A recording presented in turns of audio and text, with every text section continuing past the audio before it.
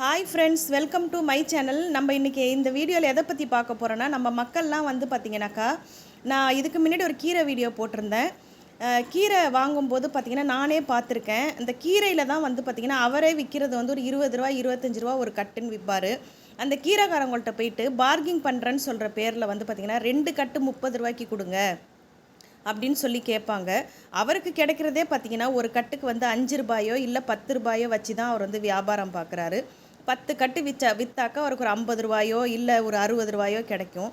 அதில் வந்து பார்த்திங்கன்னா இன்றைக்கி விற்கக்கூடிய காலகட்டத்தில் விலைவாசிகள்லாம் அந்தளவுக்கு ஏறி போயிடுச்சு.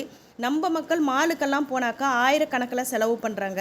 ஆனால் பார்த்திங்கன்னா நம்ம தெருக்களில் இருக்கக்கூடிய சிறு வியாபாரிகள் இருக்காங்க இல்லையா, இந்த வியாபாரம் பண்ணி தான் அவங்க குடும்பமே ஓடும் அப்படின்னு இருக்கவங்கள்ட்ட தான் வந்து பார்த்திங்கன்னா விலையை வந்து கம்மி பண்ணுறேன், பேரம் பேசுகிறேன்னு சொல்லி நிறைய பேர் பண்ணியிருக்காங்க. அது பார்க்கும்போது எனக்கு ரொம்ப மனசுக்கு வந்து கஷ்டமாகவும் இருக்கும், வியாபாரிகளுக்கும் கஷ்டமாக இருக்கும்.